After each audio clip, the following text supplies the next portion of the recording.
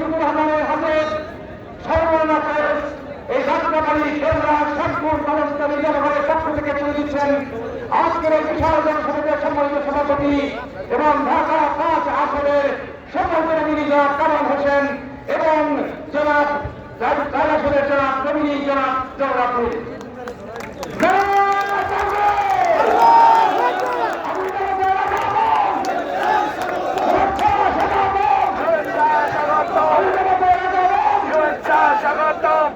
সাংবাদিক ভাই বোনেরা ঢাকাবাসী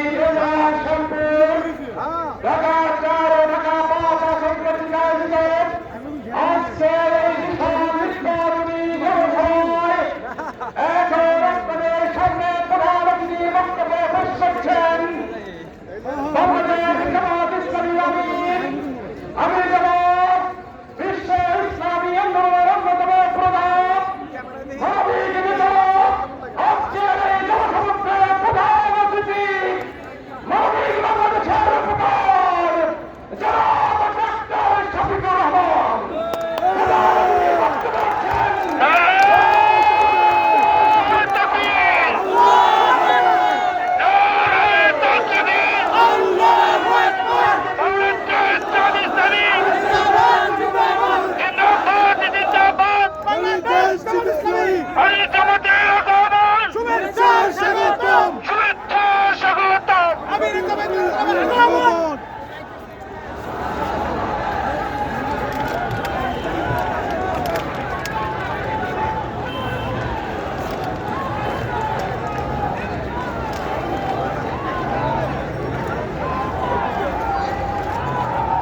ভাই বোনেরা আসসালামু আলাইকুম ওয়া রাহমাতুল্লাহ। ওয়ালাইকুম আসসালাম ওয়া রাহমাতুল্লাহ। কেমন আছেন আপনারা? আলহামদুলিল্লাহ রাব্বিল আলামিন।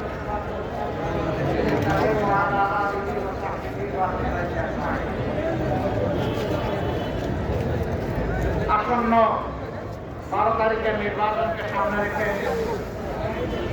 মর্যাদাপূর্ণ রাজধানীর আসন ঢাকা ৪ এবং ৫-এর উপরে আয়োজিত নির্বাচনী সভাপতি সভামঞ্চে বসা দলের সমর্থিত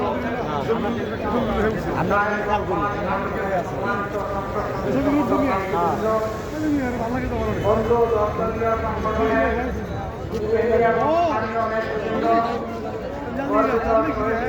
সদস্যবৃন্দ এই এলাকার সম্মানিত ভাই বোনেরা সাংবাদিক বন্ধুগণ একটু আগে আপনারা লক্ষ্য করেছেন আমাকে একটা সম্মাননা স্মারক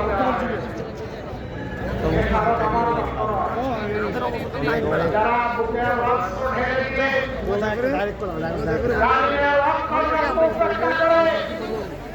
ভোট করে দিয়েছিল অস্ত্র এবং গুলির মুখে যারা লড়াই করেছিল অক্ত ভয়ে যারা জীবন দিয়েছিল দেশের করে যারা সংযুক্তকরণ করেছে দেশ এবং সমাজকে মুক্ত করার জন্য আমি এই সম্মাননা তাদের জন্য উৎসর্গ করলাম।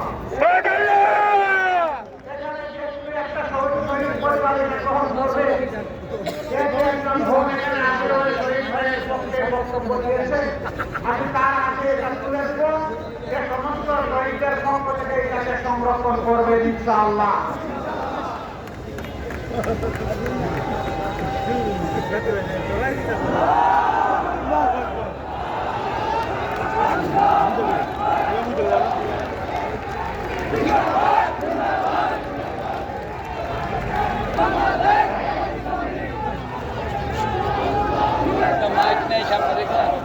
সম্মানিত ভাই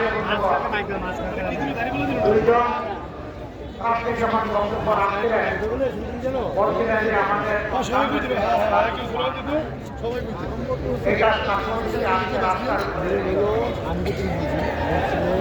খেলার মাঠ কাছে আমরা জনগণকে কষ্ট দিতাম না, আমরা বাধ্য হয়ে এখানে দাঁড়িয়েছি। আমাদের এই দাঁড়ানোর জনসভার কারণে যাদের কষ্ট হয়েছে আমরা বিনা করতে তাদের কাছে মাঠ চাই না, তারা আমাদেরকে সেবা করে।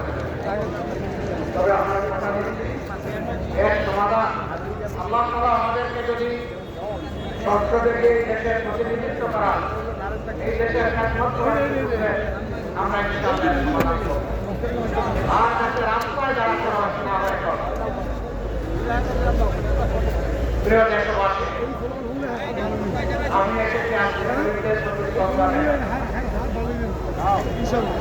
এই শাহাদাতের ঘটনার পর ঘরে ঘরে যাওয়ার চেষ্টা করেছি। শহীদের মায়ের চোখে আমি পানি দেখি নাই, আমি রক্তের কারণ তার সন্তানের রক্ত ঝরানো এই এলাকা। আমি আমার যুবতী ভোটকে শুনে চোখের ছোট বড় রক্তের ফোটাতে অবশ্য সরকারদেরকে বুকে আগে জিজ্ঞেস করেছিল, বলেছে আমরাও সাধারণ মানুষ নোট আসতে সন্তান পুরায় আমার এই দুটি এই তিনটি সন্তানের কি হবে। সাইনবোর্ড এলাকায় আমাদের বোন আকাশ থেকে চোরাগুলিতে এপুরো অপুর হয়ে দুনিয়া থেকে বিদায় নিয়েছিল। তার দুই পাশে প্রতি সন্তানকে তার স্কুল থেকে শিখতে পড়েছিল। আমরা সেই সময়টাকে দেখতে গিয়েছিলাম, শহীদ সুমাইয়ার কথা একমাত্র তার গার্মেন্টস কর্মী স্বামী আমাকে জিজ্ঞেস করেছিল, আমার এই অবুজ বাচ্চাটি যখন মুখে টান কথা বলবে তখন মা কাকে থাকে। আমাদের কাছে কোনো জবাব ছিল না। আমি আজকে ফাদের হয়ে আপনাদের সামনে এখানে থাকি। আর দেখতে চাই না দেশে কোনো ফেসিবাদী শাসন কায়েম হবে। কিনা বস্ত্র থেকে গুলি তাদের বুকে চূড়া হবে, আর দেখতে চাই না। এই ফেসিবাদের সকল জল যদি কেটে দিতে হয় 12 তারিখ ইনশাআল্লাহ কথা বলে হা বলতে হবে। হা মানে আজাদি, না মানে গুলামি। আজাদি না গুলামি, এই লড়াকু জাতি আজাদের জন্য লড়ে যাবে ইনশাআল্লাহ। আজাদি সম্পূর্ণ অর্জিত না হওয়া পর্যন্ত আমরা থামবো না ইনশাআল্লাহ তাআলা। বিজনেল্লাহ বিজয় আমাদের নিশ্চিত হবে ইনশাআল্লাহ। আমরা পুরানা দেশের বস্তা পচা রাজনীতি বাংলাদেশে দেখতে চাই না। ইতিমধ্যে যুব সমাজ এই ম্যান্ডেট দিয়ে জানিয়ে দিয়েছে আমরা বাংলাদেশে পরিবর্তন চাই। আমরা মানবিক রাজনীতি চাই, দুর্নীতি মুক্ত বাংলাদেশ চাই, বেশিরভাগের ছায়া মুক্ত বাংলাদেশ চাই, আধিপত্যবাদ মুক্ত বাংলাদেশ চাই। সম্মানিত ভাইরা, যারা জনগণের এই দাবি বুঝতে পারে না, জনগণের বুকের ভাষা বুঝে না, ইনশাআল্লাহ বাংলাদেশের সংগ্রামী জনগণ আগামী 12 তারিখ তাদেরকে বুঝিয়ে দেবে।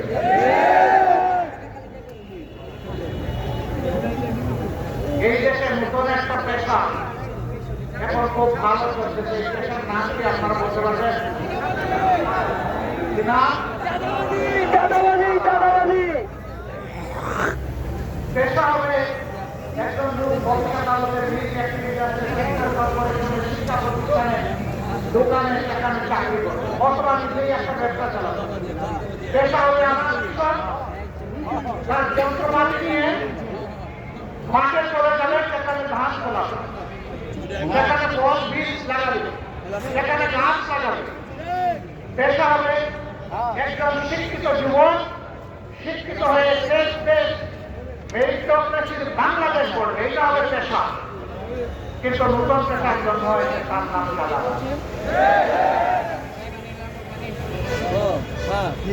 আপনারা কেউ চাঁদাবাজের ভাই হইতে রাজি আছেন?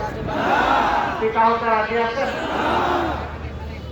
সন্তান হতে রাজি আছেন? ভাইরা বোনেরা এখানে আছেন, কেউ চাঁদাবাজের স্ত্রী হতে রাজি আছেন? মা হতে রাজি আছেন? বোন হতে রাজি আছেন? আজকের এই জনসভা থেকে আমরা যারা এই পেশায় যুক্ত তাদেরকে অনুরোধ করবো ভালো পথে ফিরে আসে।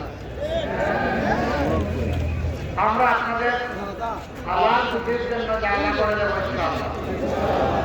অন্য দশজন যেভাবে সম্মানের পেশায় যুক্ত থেকে দায়িত্ব পালন করে পরিবারকেও দেয়, দেশকেও দেয়, আপনিও তাই পালন করবেন এবং আপনিও বাংলাদেশের একজন গর্বিত নাগরিক হবেন।